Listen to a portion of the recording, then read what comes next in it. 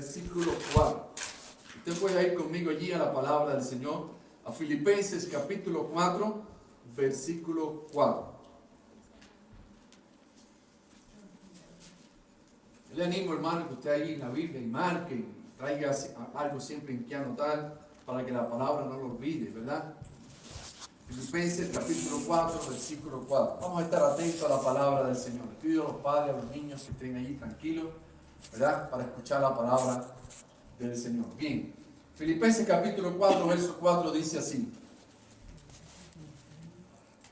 regocijaos en el Señor de vez en cuando. Siempre. Oh, ahí están atentos. Regocijaos en el Señor siempre. Otra vez os digo. ¿Qué dice? Regocijaos.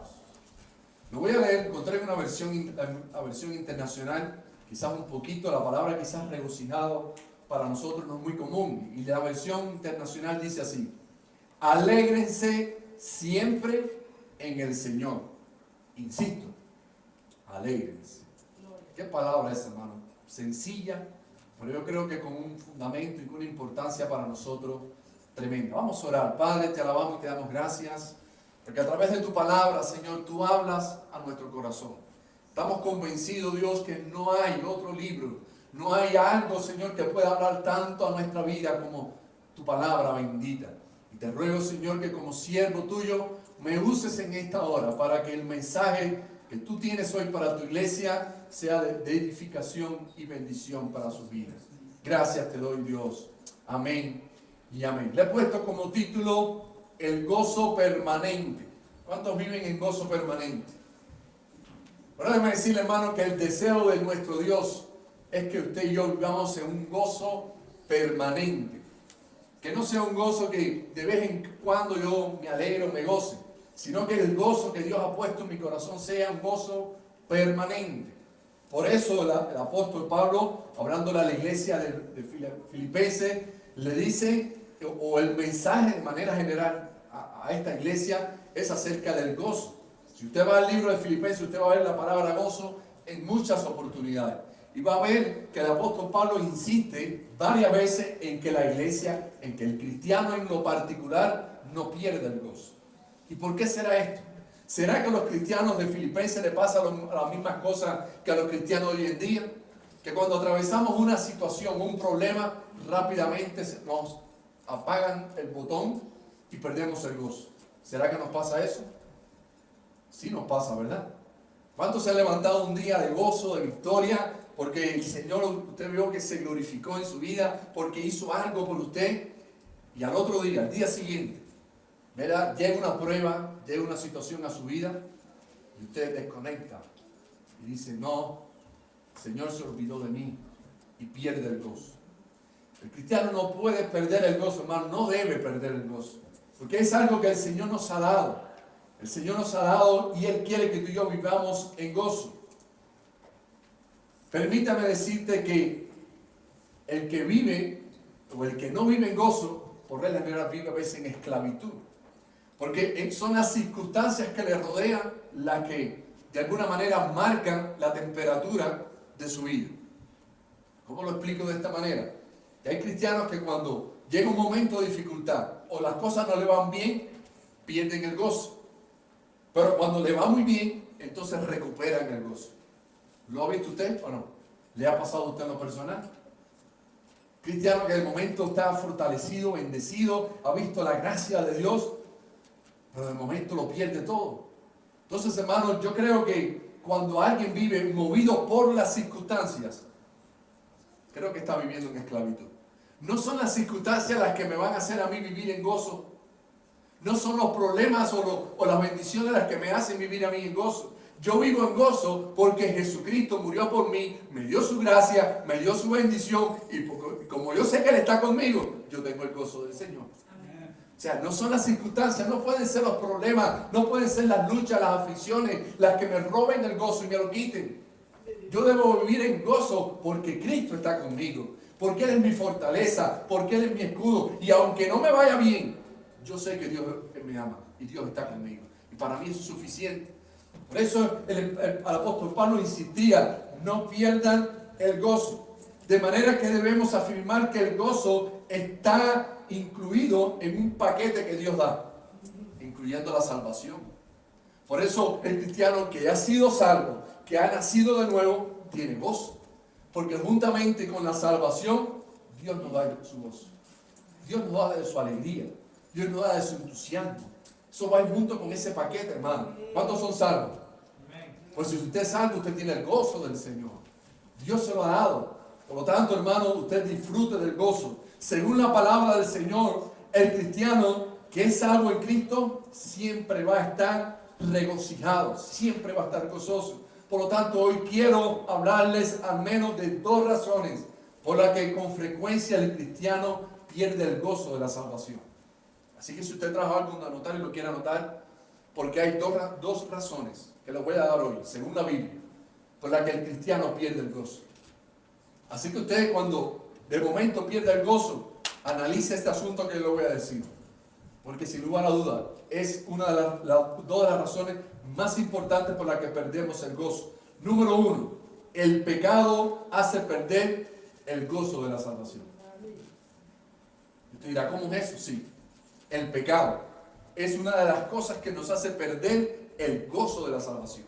Dios ha puesto ese gozo en nosotros, pero si en algún momento de nuestra vida pecamos delante de Dios y no nos arrepentimos, o no nos damos cuenta que tenemos que arrepentirnos, automáticamente una de las consecuencias que esto trae es la pérdida de gozo. Y yo no le estoy diciendo que es la razón, es la única razón, pero estoy diciendo que una de las razones principales por las que un cristiano pierde el gozo es cuando esto está involucrado con el pecado. Aunque somos salvos todavía cada uno de nosotros debe pedirle perdón al Señor. Debe ser desde nuestro despertar, desde nuestro levantarnos. Señor, perdona nuestra falta, mi falta, perdona mis pecados. Yo quiero, Señor, vivir permanentemente en gozo. Tenemos que pedirle perdón al Señor. Ahora, después que pecamos, sentimos que algo anda mal. Y tenemos la tendencia de que en ocasiones creemos que por circunstancias que pasamos, por problemas que estamos pasando, no vamos a recuperar nunca más ese gozo. Y eso es una mentira del enemigo.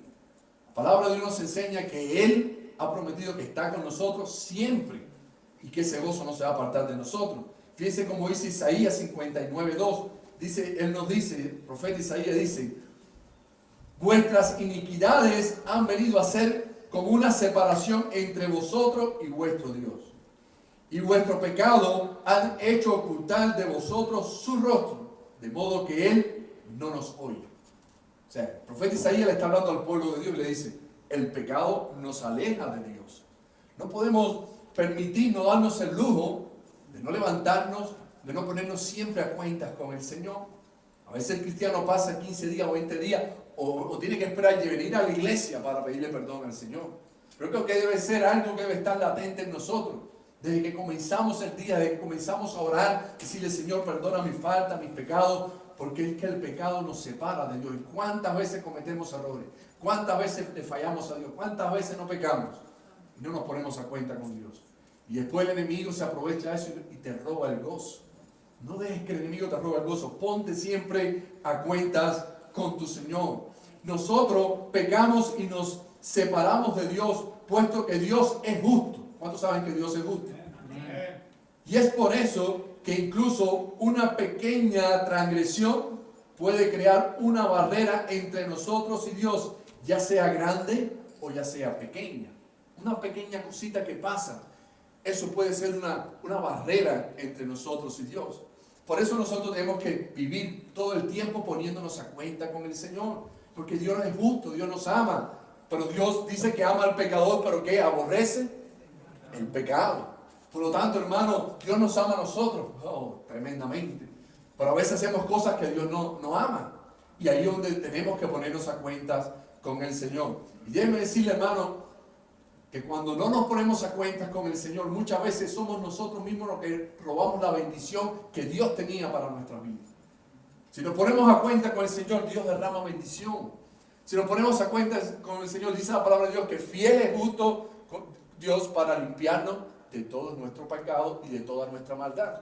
O sea, en la justicia de Dios está el perdonarnos, el amarnos, el cuidar de nuestras vidas. Pero lo que nos corresponde a nosotros es pedirle perdón al Señor. Y recordaba un pasaje de la Biblia tremendo, hermano. Una familia que se dio el lujo de pecarle a Dios y pensar, gracias a Dios porque en estos tiempos que vivimos, hermano, vivimos bajo la gracia. ¿Sí o no? Y esa gracia nos protege. Pero al mismo tiempo, hermano, aunque nos protege, Dios espera esa actitud de nosotros. Y lo que pasó con esta familia específicamente fue que ellos no tuvieron en cuenta, o él específicamente, el cabeza de la familia, no tuvo en cuenta que el pecado que estaba haciendo era grave y lo ocultó. No sé si usted sabe que hay gente que cree que pueden ocultar el pecado, guardar el pecado. Dios no va a tener en cuenta eso. O Dios no lo está viendo. No, hermano, ¿qué no ve el Señor? Y estaba recordando esta historia. Yo no sé cuántos han leído alguna vez la historia de Acán. ¿Qué pasó con este hombre? Una cosa tremenda vino a su vida, hermano, por ocultar el pecado. La historia comienza de la manera siguiente. Dios le habla a Josué y le dice, la tierra prometida te la voy a dar. Usted conoce la historia, ¿verdad? Usted sabe que Dios le dijo a Josué, esfuérzate, sé valiente, hay una tierra que tienes que conquistar.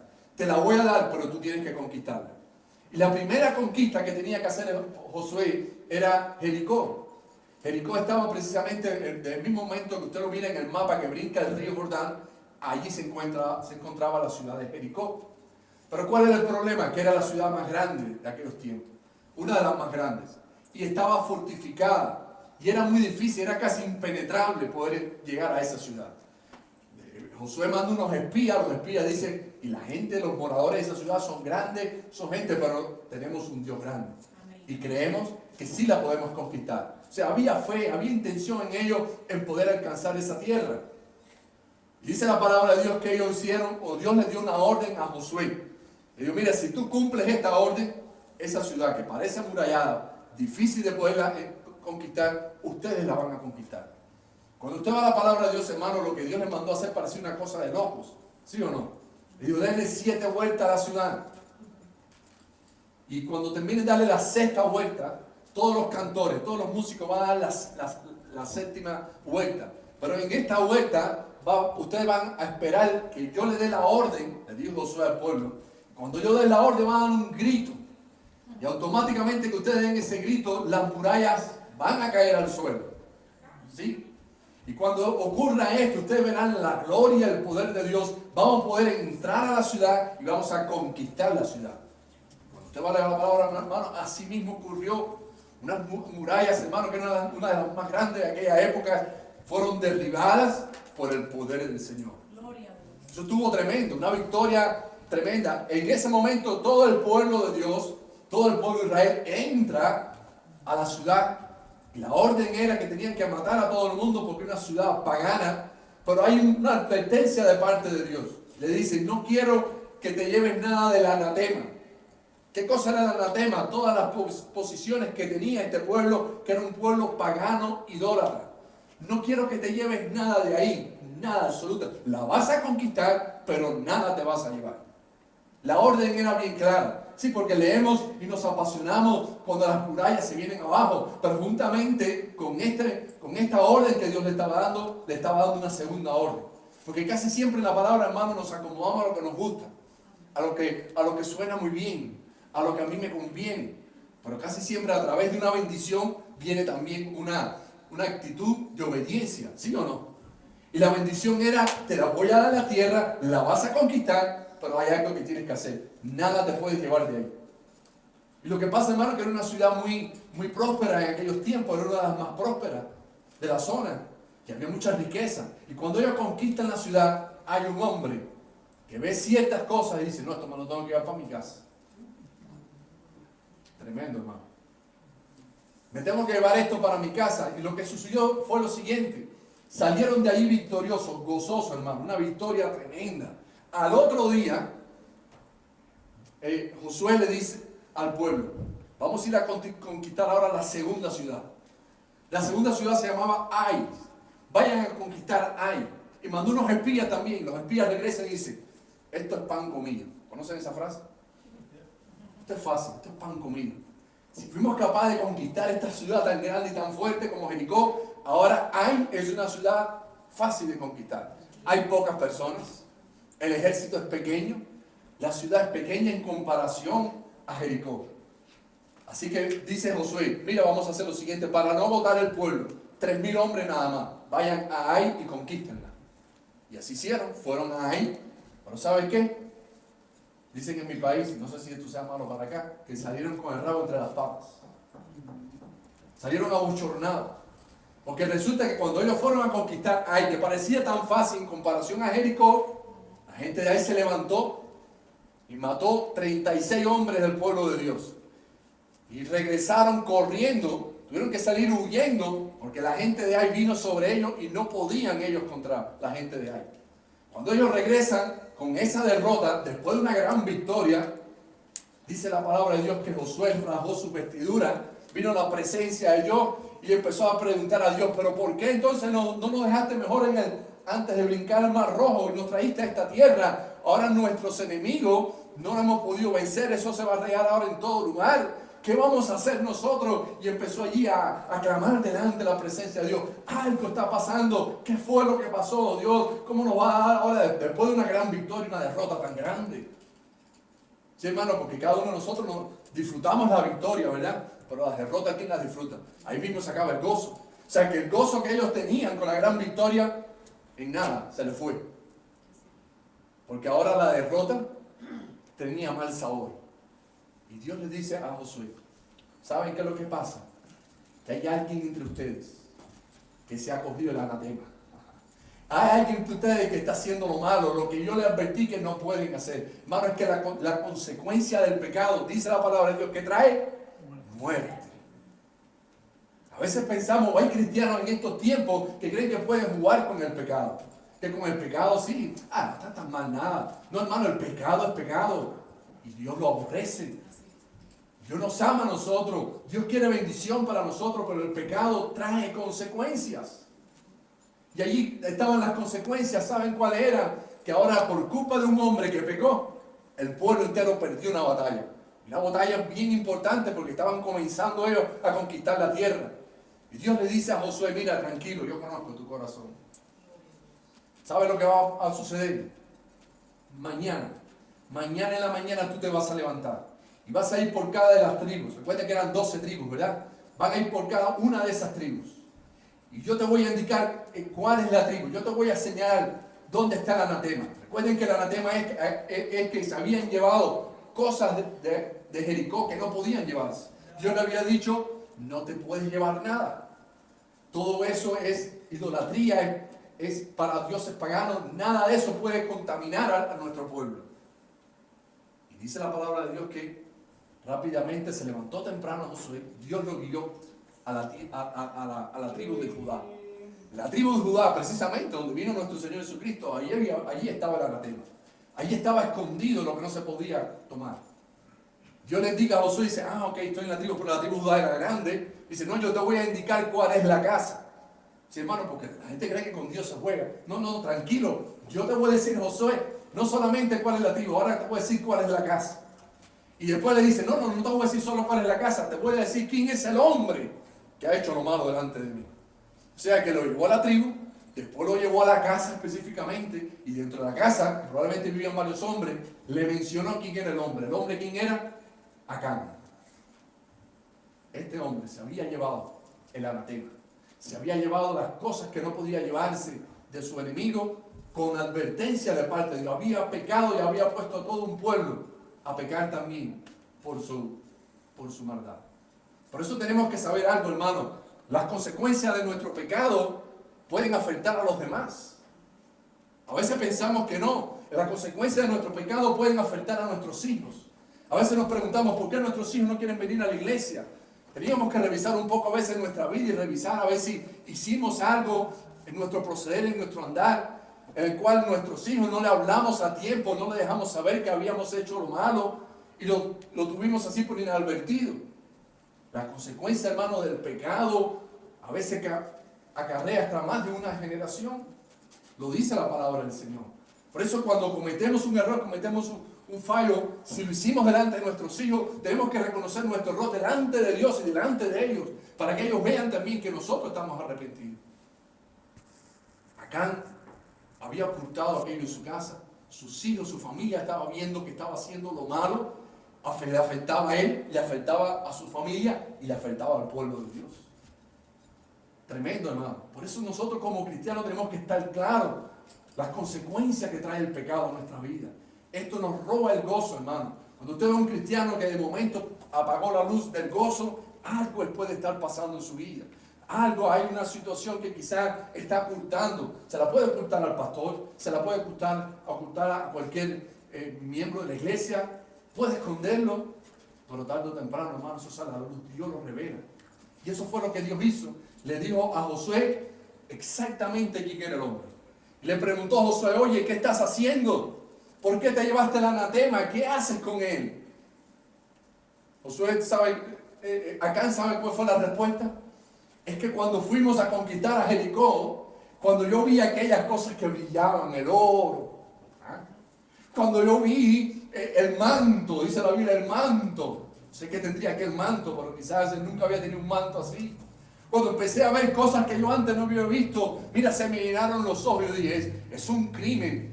Porque la idea era después que conquistaran Jericó, incendiarlo todo y terminar con todo. Esto no puede quemarse, esto me lo tengo que llevar yo, y se lo llevó a su tienda y abrió un hoyo y ahí lo escondió. Ahí en su tienda, en su propia casa, escondió el pecado. Y dice que Josué le dijo, ¿pero qué has hecho, hombre? ¿No te das cuenta que la pérdida que hemos tenido ahora, 36 hombres de nosotros han muerto por tu culpa? ¿Cómo has hecho esto? ¿Y sabes qué Dios le dijo a Josué? Vas ahora a tomar a Acán y a toda su familia. Sí, hermano, gracias a Dios que vivimos en la gracia. Vas a coger ahora a Acán, a toda su familia. Y lo vas a llevar al monte, al valle Acor, se llama así. El valle Acor. Y ahí lo van a apedrear a ella, a toda su familia. Y luego lo van a quemar. Tremendo, hermano. Esos eran los tiempos en que Dios a veces tenía que actuar de esa manera, porque cuando un corazón se contaminaba y no estaba dispuesto a pedir perdón a Dios, no solo le afectaba a él, sino afectaba a todo el pueblo. Y el mal había que quitarlo de raíz. Y esa fue la orden de Dios. Tuvieron que hacer, Josué tuvo que reunir a todo el pueblo. Cuando descubrieron ahí y miraron el anatema que estaba escondido, el juicio cayó sobre Acán y toda su casa, toda su familia. Murió en aquel valle. Qué triste, hermano. Ya les digo, hoy vivimos bajo la gracia, pero la gracia de Dios tiene un equilibrio en nuestra vida. Y debemos saber que si la gracia de Dios se ha manifestado en nosotros para transformar nuestra vida, para cambiar nuestro corazón, no es para que abusemos de ella. Al contrario, es para que vivamos agradecidos del favor de Dios, del perdón de Dios, de la misericordia de Dios sobre nosotros. Por tanto, hermano, disfrute la gracia, la misericordia de Dios. Y sepa que cada día tenemos que pedirle perdón a Dios, que somos responsables de nuestros actos, que nuestros actos pueden afectar no solo a nuestra propia vida, a nuestro matrimonio, a nuestra familia, sino a todos los que nos rodean. Tenemos que ser responsables, cuidadosos, amar ese tesoro tan grande. Yo veo que a veces hay cristianos que aman tanto su trabajo, hay cristianos que a veces aman tanto las cosas materiales que tienen. Hay cristianos que se afanan tanto por las cosas y descuidan tanto lo espiritual, cuando lo espiritual precisamente, hermano, es lo que nos lleva a la victoria final, a la vida eterna, a poder disfrutar con nuestro Señor.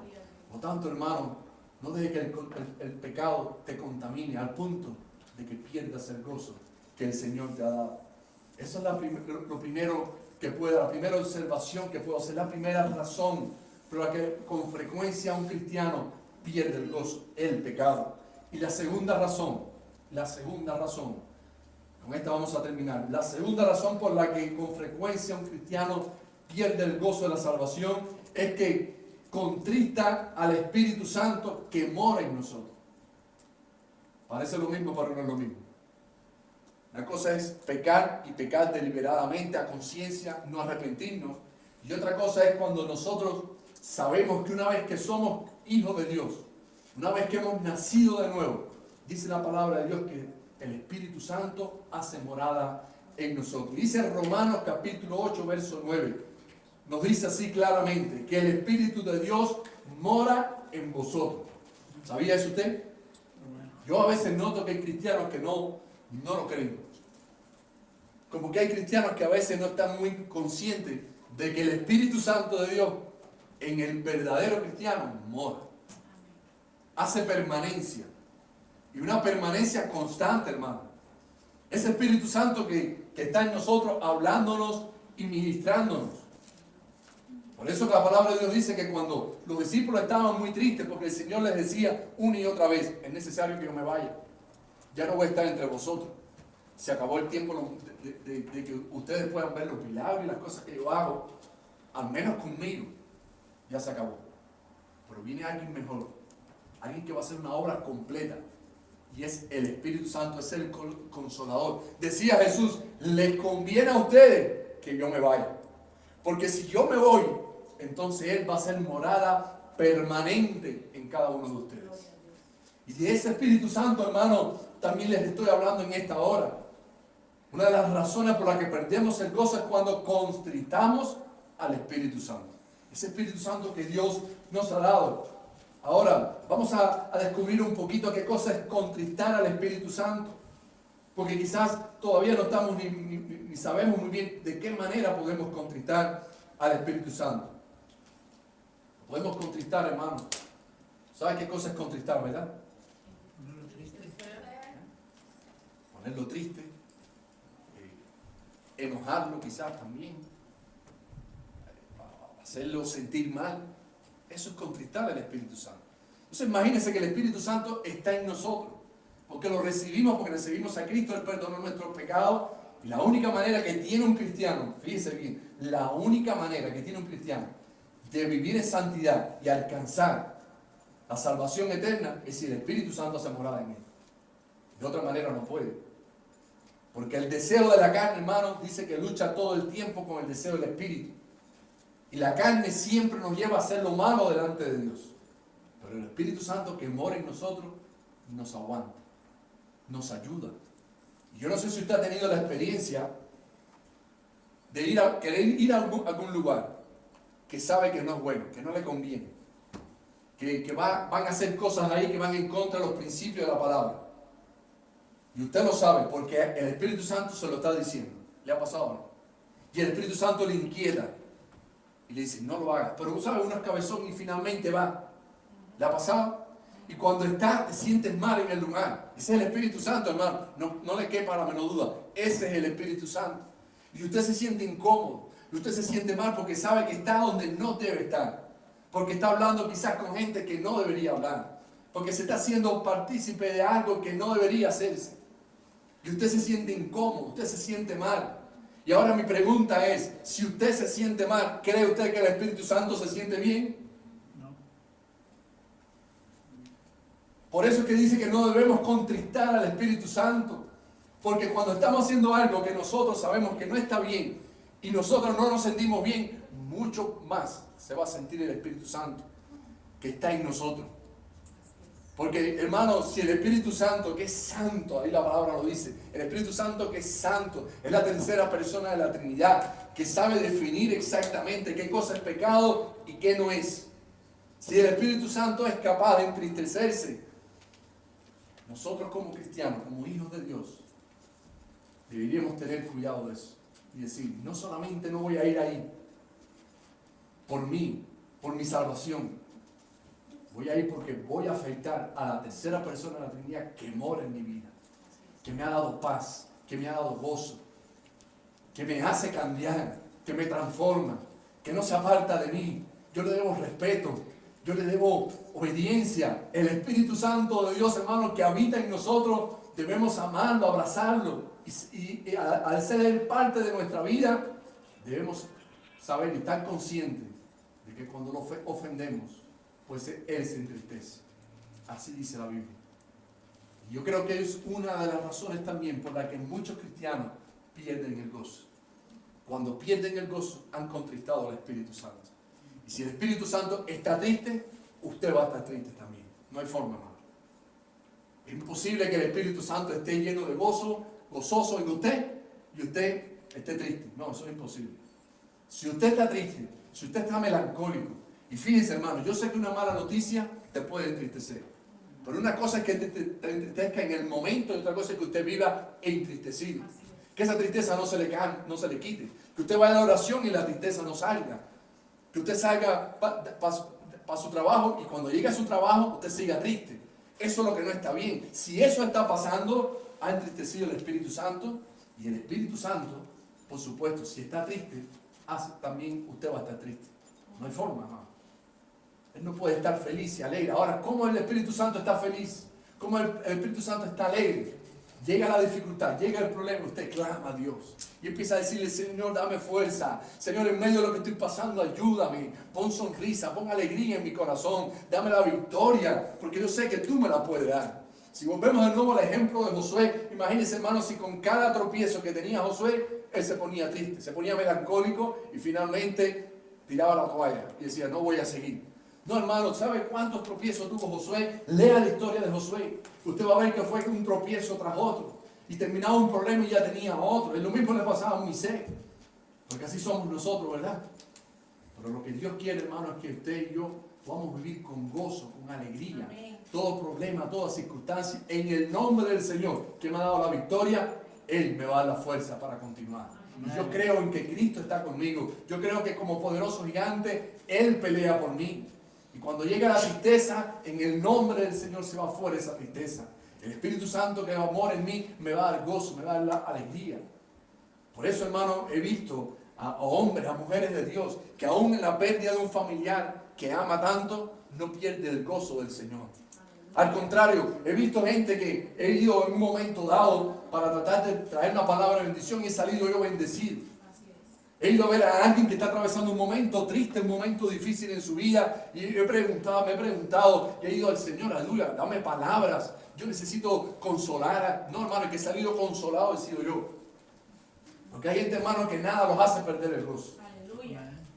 Se te rompió el carro, gloria a Dios, Dios sabe por qué. Me pasó esto, bueno, el Señor sabrá por qué. Le decía a mi esposa en estos días, algo que nos quieren hacer bien feo, vamos a hacer lo que nos corresponde a nosotros. Pero no perdamos el gozo, porque eso es lo que quiere el Señor, que precisamente nos van a dar una bendición, vamos a estar contentos por algo que Dios nos va a dar, y ya viene el enemigo a querernos robar el gozo. No, el gozo, hermano, es algo tan especial que Dios nos ha dado, el gozo de la salvación. Cada vez que hay una tristeza subida, digo, no, Señor, pero yo soy salvo. Y eso nadie me lo puede quitar. No porque mira, porque yo, no importa, el Señor está conmigo. Si me toca irme de este mundo, decía el apóstol Pablo, ganancia es porque me voy con Cristo. Ese es el gozo que tenemos los cristianos. Nadie nos debe robar el gozo, hermano. Aprópiese de ese gozo y dele gracias al Señor por todo. Termino con esta última reflexión.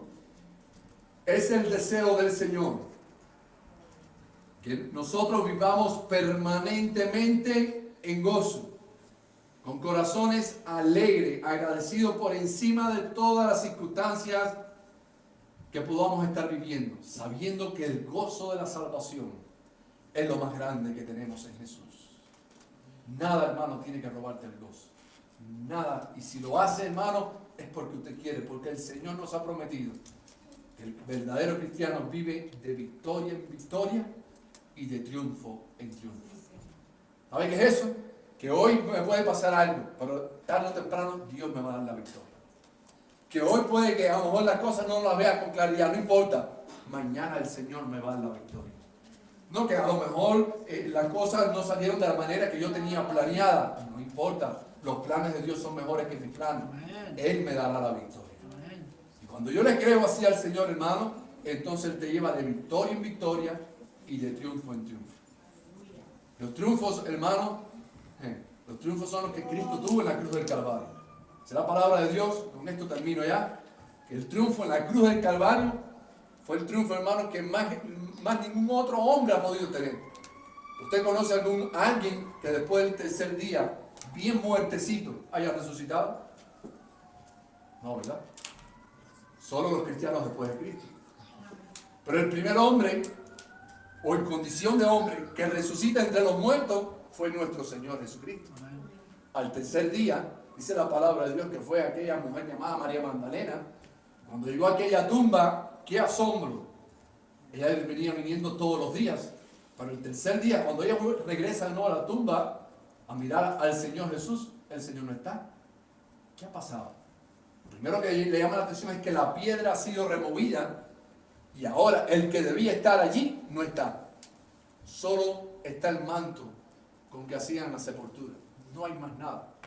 Cuando de momento se mira y alguien le llama, y es el propio Señor Jesucristo que ha resucitado entre los muertos. Qué victoria, qué triunfo es, hermano.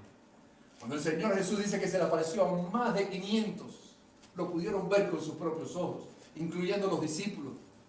Yo me imagino que cada vez que alguien veía al Señor Jesús decía, wow, pero ¿cómo es posible? Al punto de que hasta Tomás, que andaba con Jesús y era uno de sus discípulos, decía, ¿será real? ¿Me dejas tocarte, Señor? Tomás, yo sé que tú necesitas ver para creer.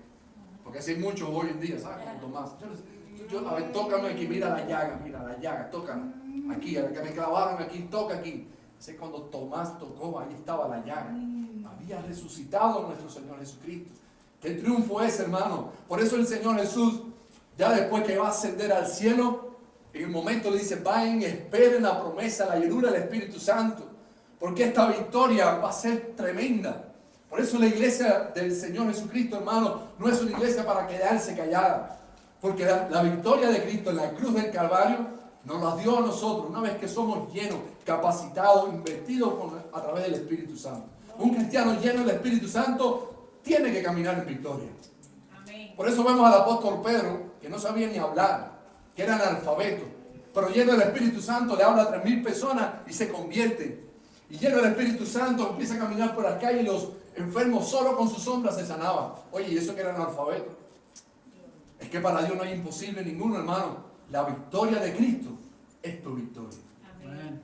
Cuando Cristo venció en la cruz del Calvario, nos dio a nosotros también esa garantía de que con Cristo somos más que vencedores por medio de aquel que nos amó. Nos ponemos en pie. Gloria al nombre de Jesús.